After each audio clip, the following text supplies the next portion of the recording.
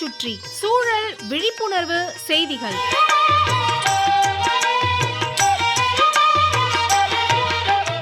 அன்புள்ள முத்துசாமி ஐயா அவர்களுக்கு உங்கள் மாணிக்கம் எழுதும் மடல். நலம் நலமறிய ஆவல். Anything can be stopped, not அக்ரிகல்ச்சர்னு ஒரு பொன்மொழி சொல்லப்பட்டது முன்னரே.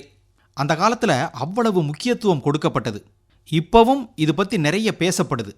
உலகத்தில் உள்ள எல்லோரும் ஒரு நாளைக்கு 3 வேளை சாப்பிடணும். நம்மளை மாதிரி அதிக மக்கள் தொகை கொண்ட நாடுகளில் உணவு தானியங்களை இறக்குமதி செய்து சாப்பிட முடியுமா? கட்டுப்படி ஆகாது. அதுக்காகத்தான் விவசாயத்துக்கு நிறைய முக்கியத்துவம் அளிக்கப்படணுங்கிறாங்க. தமிழ்நாட்டில் மொத்த நிலப்பரப்பு சுமார் 13 மில்லியன் ஹெக்டேர். ஒரு ஹெக்டேருங்கிறது 2.5 ஏக்கர். இதில் 7 மில்லியன் ஹெக்டேர் நிலத்தில் வேளாண் தொழில் செய்யப்படுதான். 3.1 மில்லியன் ஹெக்டேர் நிலப்பரப்பில் மானாவாரி விவசாயம் நடைபெறுது. அதாவது மழையை நம்பி செய்யப்படும் விவசாயம். தமிழ்நாட்டில் பெரும்பாலான பரப்பில் மானாவாரி நிலங்கள் அதிக சூரிய ஒளி கதிர்களின் தாக்கம், வறட்சி ஆகிய இயற்கை இடர்பாடுகளுக்கு இலக்காகிறது. முத்துசாமி ஐயா, கரிசல் மண், வண்டல் மண், செம்மண் ஆகிய பல்வேறு மண் வகைகளில் மானாவாரி நிலங்கள் இருக்கின்றன. பொதுவாக மானாவாரி நிலம் மண் வளம் குன்றிதான் இருக்கும். குறைந்த மண் ஈரப்பதம், கலர்த்தன்மை, மேல்மண் இறுக்கம், அடிமண் இறுக்கம் போன்ற இடர்பாடுகளும் காணப்படும் மானாவாரி நிலங்களில்.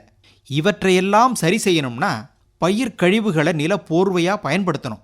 கழிவுன்னு எதையும் விவசாயத்தில் ஒதுக்காம கழிவு மூலமாக காசு பார்க்க முயற்சிக்கணும். நில போர்வை அமைப்பதனால தண்ணீர் ஆவியாவது தடுக்கப்படும். சோளத்தட்டை, கம்பு தட்டை, நிலக்கடலை தோல், சூரியகாந்தி தட்டை, மக்குன தென்னைநார் கழிவு போன்றவை மண்ணில் ஈரம் காக்க பயன்படுகின்றன. ஒரு காலத்தில் இந்த கழிவுகளை தீ வச்சு கொளுத்துனதெல்லாம் உண்டு. இவற்றை இப்போ நில போர்வையாக உபயோகிக்கிறாங்க நம்ம விவசாய அன்பர்கள். இதனால் நிறைய பலன்கள். ஒன்று, கழிவை எரிப்பதனால் இந்த சூழல் மாசுபாடு அடைகிறது. அதை தடுத்து நிலத்தில் போர்வையாக போட்டு அப்படியே அது மக்கி நல்ல இயற்கை எருவாக மாறிடுது. மண்ணில் இருக்கும் ஈரமும் காக்கப்படுது.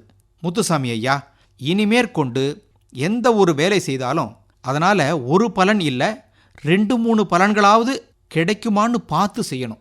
தாவர அரண் அமைப்பது அப்படிங்கிறது அடுத்தது. வெட்டி வேர், கொழுக்கட்டை புல், எலுமிச்சம்புல் ஆகியவற்றை தாவர அரணா அமைப்பதன் மூலம் உள்ளுக்குள்ளே எந்த பயிர் சாகுபடி செய்தாலும் அதற்கு ஒரு பாதுகாப்பு.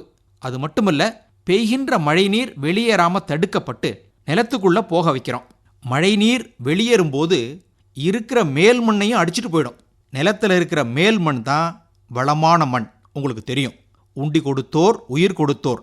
நாட்டில் இருக்கிற, உலகத்தில் இருக்கிற மக்கள் அனைவருக்கும் உண்ண உணவு கொடுக்கணும்னா மானாவாரி நிலங்களில் பயிர் சாகுபடி மேற்கொள்ளணும். சரிதானுங்களா? இப்படிக்கு மடல் மாணிக்கம்.